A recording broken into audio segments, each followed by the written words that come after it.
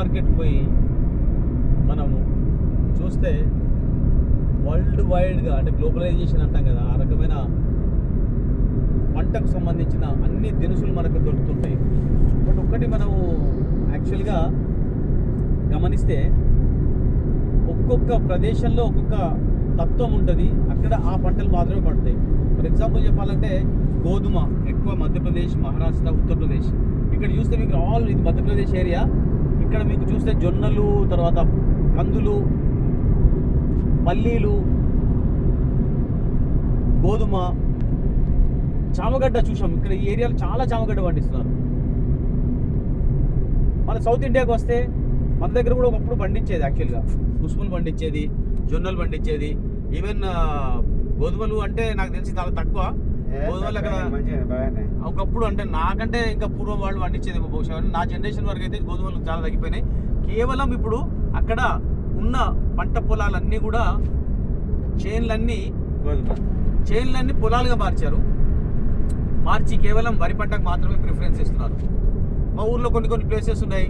మా ఊరి పక్కకు కొంచెం పెద్ద తుళ్ళ అంటారు, అక్కడ మిరప పండ్లు చాలా పండిస్తుంటారు. అది చాలా ఫేమస్.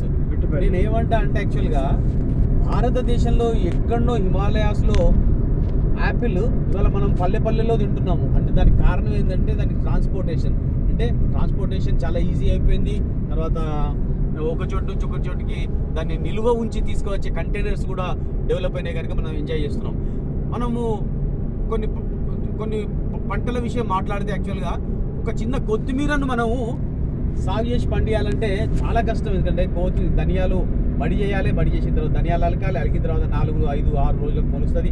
మొలిచిన తర్వాత దాన్ని నీళ్లు పోస్తూ ఉంటే అది ఇంత ఎదుగుతుంది. మనం మార్కెట్కి వెళ్ళి ఆ కొత్తిమీర 10 రూపాయలు 20 రూపాయలు వాళ్ళు చెప్తే దాన్ని బార్గెనింగ్ చేస్తాం. ఒకవేళ కనుక మన స్వహస్తాలతో కనుక ఆ కొత్తిమీర కానీ, లేకుంటే మెంతికూర కానీ, వంకాయలు కానీ, బీరకాయలు కానీ ఇలా మనం పండిస్తే కనుక మనకు దాని విలువ తెలుస్తుంది. అంటే వినియోగదారుని మిగులు అందులో డెఫినెట్గా ఉంటుంది. అది లేని అప్పుడు మనం ఎంజాయ్ చేయలేము కూడా. ఎందుకంటే ఒకవేళ ఫర్ ఎగ్జాంపుల్ మనము 10 రూపాయలు పెట్టి ఒక వస్తువు తీసుకున్నామంటే కనీసం 1 రూపాయి 2 రూపాయల విలువ ఎక్కువ ఇచ్చినా పర్వాలేదు అన్నప్పుడు ఆ 2 రూపాయల మిగులు మనకు దొరికినట్టుగా మనం భావిస్తాం. అదే సమ్ టైమ్స్ ఏమైతే కుళ్ళిపోయినవి కానీ, లేకుంటే విత్తనాలు కూడా కొన్ని చేదువి కూడా ఉంటాయి. కాకరకాయలు కాదు, బీరకాయలు అలాంటివి కనుక మనం తీసుకున్నప్పుడు ఏంటంటే 10 రూపాయల చోట యాక్చువల్గా ఈ 2 రూపాయలు కూడా దీనికి విలువ లేదన్నప్పుడు వినియోగదారుని మిగిలిపోతుంది. కాబట్టి నాణ్యమైన పంటలు పండించే ఇంకా రైతులు ఉన్నారు భారతదేశంలో. మనం అనుకుంటాం కదంటే పొల్యూటెడ్ అయింది చాలా అనుకుంటాం, కానీ ఓన్లీ పట్టణాలు మాత్రమే పొల్యూటెడ్ అయ్యాయి. పట్టణాల నుంచి మరొక పట్టణానికి వెళ్ళాలంటే మధ్యన ఉన్న ఈ ప్లేసెస్ అన్నీ కూడా బ్యూటిఫుల్గా, బ్రహ్మాండంగా బ్యూటీ ఆఫ్ నేచర్ అనేది ఇప్పటికి ఇంకా చెక్కు చేరకుండా, పొల్యూషన్ లేకుండా చక్కటి ఆక్సిజన్తో కూడిన వాతావరణం మనకు కనిపిస్తుంటుంది. కాబట్టే మన భారతదేశం సస్యశ్యామలంగా ఉన్నది. మన భారతదేశం నుంచి గోధుమలు కావచ్చు, బియ్యం కావచ్చు ఎక్కువగా విదేశాలకు ఎక్స్పోర్ట్ చేస్తున్నామంటే ఇక్కడ చూసే పంటలే మనకు దానికి తార్కాణం అని చెప్పాలి. ఎంత బ్యూటిఫుల్గా అనిపిస్తుంది. లెఫ్ట్ అక్కడ ముందర లెఫ్ట్